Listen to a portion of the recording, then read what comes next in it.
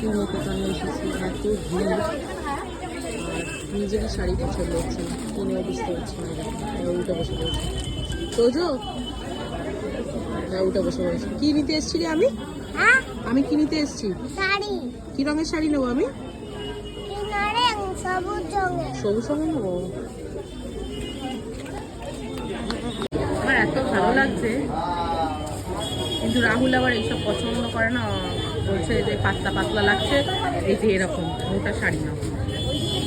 দামি হোক মোটা না, এরকম পাতলা। তো দারুণ লাগছে। এই যে এই জিনিসটা আর একটা দেখলাম, এটা তো দারুণ লাগছে। এই কালারটা আমার খুব ভালো লাগে, ব্লুটা আর ওই গ্রিনটা দেখলাম।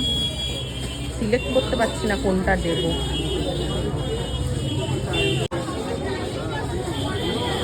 ফাইনালি এইটা চুজ করছি।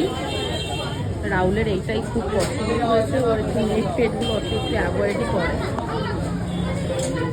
কালারটা ভালো লেগেছে।